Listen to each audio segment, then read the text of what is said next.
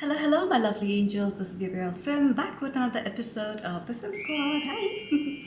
So, today I have two new perfumes for you, and I believe a lot of people had requested, especially one specific one out of the two. And I was extremely excited to get these because I was planning to get it in winter, but then I was like, you know what, like I kind of feel like owning these, and especially of late, I have kind of rekindled my love with rose perfumes. So, without further ado, you have the Mohra, and then you have the Mohra Silky Rose. This is by Lattafa, and they both are eau de perfumes. The bottles are like identical, but then it's exactly like it's giving off the vibe exactly as they smell. So these are the bottles, they're gorgeous. The first one, let's start with the first one, the original, which is the Mohra. Mohra, if I'm not mistaken, it means a gem. Or is it a coin? I'm so bad at this. I'll leave it in the description box, but it's one of the two. It's either gem or coin. But this one is supposed to be duping Halfeti Cedar by Penhaligon's. Now, if you know the Penhaligon perfumes, they smell royal, regal, they smell very divine, they smell like rich. Like if you wear a Penhaligon's, like automatically you feel like upscale. You feel like you belong to like a rich family and old money, that kind of scent. And I absolutely agree. This smells very similar to the Halfeti range. They say it smells the closest to Halfeti cedar, and I've not smelled that, but I've smelled the original Halfeti, and it's very similar. Now there are some other perfumes in my collection which I feel are similar to this, but let me just tell you the first. By the way, I've tried these perfumes. For now, I'm just trying it on a paper strip. So this is like it starts off like super plummy, like that, that note, like if you understand, you understand, like when I say overripe, almost fermented fruit, but it's not gone bad, it's just before that, it's like really, really overripe. This is like that plummy, overripe fruit with a lot of spices. But at the same time, like the spices are not creating heat. Instead, they're creating a coolness. And maybe if I'll read the notes, I'll know what exactly it is. But it smells like warm and cold at the same time. And it's really strange. It gives me this feeling. It's definitely masculine. A woman can definitely pull this off. I will definitely be wearing this only in winter though, because it belongs in the same range as Lattafa's Eternal Oud, the Khamra. It's in that, like, it's like the warm, reminds me of a wooden cabin. Actually, this one doesn't remind me of a wooden cabin. This one reminds me like of a palace, like, or a mansion, like one of those houses, in where dukes and people like that used to live. It very much reminds me of that, and it's extremely woody as well. So like I'm guessing the Cedar version of Halfeti may be like that. I wouldn't mind like trying out if the prices are just not going down for Penhaligon's, because they're always in demand and they are like a niche brand, and I don't think they would want to like lower the prices and like ruin their brand name or something. First off, I love this perfume. It is categorized as a spicy oriental, and on Fragrantica it has got 4.25, like kind of 4.25, 4.24, which is like a lot. So a lot of people do love it. The top notes for this are saffron, lavender, blood orange, and bergamot. I guess the cold feeling is coming from the saffron, because it is saffron. Maybe the lavender as well as giving the cooling effect. Although, yeah, I can smell the lavender. Like, it's not the lavender that you smell in Febreze or something. This is like a different kind of lavender. It's like the good quality lavender. The middle notes are black pepper, rose, and cashmere.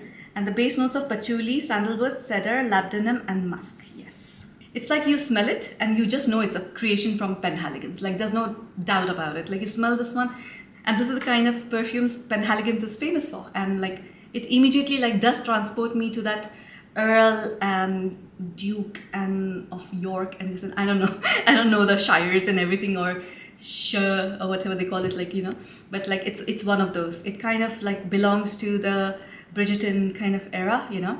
It's very powerful, it's very forthcoming, it's very, the thing is, like, if you smell it on the strip, it smells like very like aggressive, powerful, but at the same time somebody who's very composed. But like when you spray it on yourself, first of all, it doesn't project too much, and it doesn't claw either you or anybody else around you. So I think this is like a very well done perfume which will not claw people even if they want to wear this in summer, although I would not want to wear this in summer. But it'll definitely not suit anybody like going to work or something, because no way, this is definitely a black tie event kind of perfume. And I can imagine if people wear like Halfeti Cedar, it'll be like an event, right? Like it, I don't want to call it mature. I mean, it is a mature scent, like it's mature as in fine, aging like fine wine, but not mature as in old. This smells like somebody who's wise, who goes to the library every single day, sits in the library, they have their own library, they own all the books, and they're sitting and reading like Iliad or something, something which will like go like above my head, you know. But it does smell that kind of mature, like a very wise person. Again, this is a very like you know, either like a very intelligent man comes to the mind, or somebody like Merlin. Like if you had seen my Harry Potter, this kind of would go in Ravenclaw, you know. It's going in that direction. It does definitely smells very Middle Eastern. So it has the spices, it has no oud, but it does have sandalwood, different woods, and the rose and spices. All in all, it mixed together. It smells like a concoction that would be created in the Middle East. It opens like really, really dark. It's like, you know, like think of like overripe fermented plum, not gone mad, and then you've dipped it in rum. It's that dark, you know, it's like dark and sweet and classy all at the same time. I do also get some dried fruits, you know, like I don't know, I'm getting a little like almond and pistachio, like dried fruit, something, you know, it's like there's something there, like it has a little bit of like that nutty quality, but they haven't mentioned anything, have they? No, they have not. They have just said it's black pepper in the middle, rose and cashmere. So I don't know where that nuttiness is coming from. Maybe it's one of the spices like nutmeg or something, but that's also not listed over here. But it definitely is very smooth. It's like a smooth perfume. It doesn't smell harsh. I want to quickly compare this to Eternal Rose. It's right here actually. Okay, they are very similar. So I don't know, owning both of them would be redundant. In my opinion, I would want to own both of them, because the Eternal Oud, it comes off more earthy. It comes off more and very, very woody. It's literally like a library and old books, you know. This one, on the other hand, it has that bergamot, which is like really present. The saffron and bergamot combined with that lavender, it has that coolness. Yeah, okay. So this one is like a warm fragrance. This one is like a cool fragrance. And the difference between the two is like this smells a little bit more younger. So maybe Merlin in his younger days, this one is Merlin in his older days. So this is definitely fresher, although like I feel like buying both the perfumes. But if you like Eternal Oud, you're gonna like this one. If you don't like Eternal Oud, you're definitely not gonna like this one. They're in the same DNA, but definitely not dupes of each other. Like Eternal Oud was compared to Grand Soir, yeah, by MFK, but this one is compared to Penhaligon's Halfeti Cedar. I'm also detecting like cardamom and cinnamon. It's like very strange because it's evolving, and every time it like changes, I can smell different things. Like now I can smell cinnamon and cardamom, which is not even mentioned in the notes. If I would wear this, you know how I would feel? Like I'm walking in the woods. It's fall, so there's leaves everywhere, the fall, colorful leaves. And it's evening time, so the sun is going down. So everything is very like autumn orange color. But I'm wearing like an oversized sweater, and I'm walking my dog, which is a shaggy dog. And it's slightly drizzling. Why am I walking my dog while it's drizzling? I don't know. But it's drizzling, and the earth is like kind of like giving off it's cooling. The earth is cooling, and it's like giving off this earthiness as well. But definitely not dirt, yeah? So don't think that I'm saying it smells dirty, but it's just smelling like very like forest, woody, autumn time in a sweater with a shaggy dog, apparently. So I think I've described this enough. It's like a very plummy, spicy, fresh at the same time, because the bergamot is like there even in the middle notes, it's still there. And at the same time, then it's woody, your rose, your spices like cardamom, cinnamon is coming from somewhere, a slight hint of black pepper. It's a beautiful fragrance. Like for me, I think it's coming very close to 10 out of 10, but because of its longevity, I'm gonna give it a 9 out of 10. It definitely leans masculine, but it's unisex. Middle Eastern vibe check? Yes, it's leaning very Middle Eastern. The time of the day for this would be evening or night, but I would prefer this being like a sunset perfume, you know, like an evening perfume. It definitely smells something you would wear to a gala, gala dinner or something where you need to smell very impressive. Now the thing is, the projection is arm's length. So like literally you have to come close to me and then you would smell this.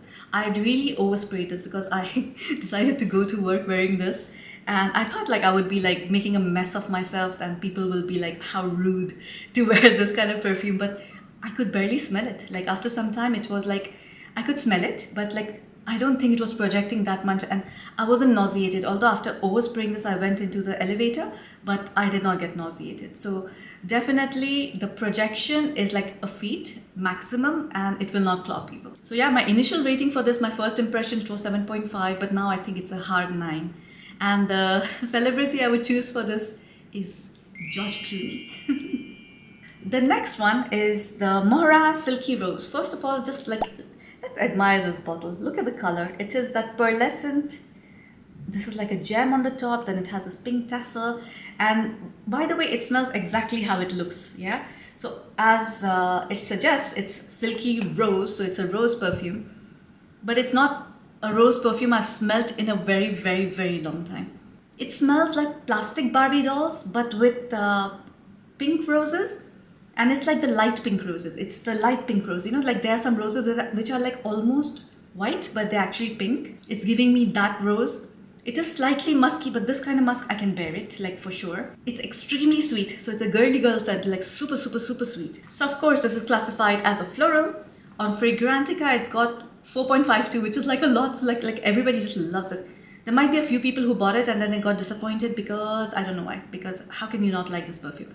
Like I feel even a person who doesn't like rose, they would like this kind of rose because it's not very mature, it's not very cloying, it's very fresh, very light. It's just beautiful. It's beautiful just like this bottle. You know how cute it is? It's like this. So this is supposed to be Penhaligon dupe as well for the favorite. I haven't smelled that one. Now I feel like getting that perfume.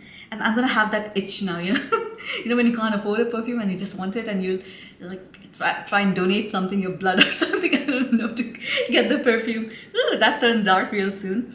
Okay, so the top notes are rose, pink pepper and lychee.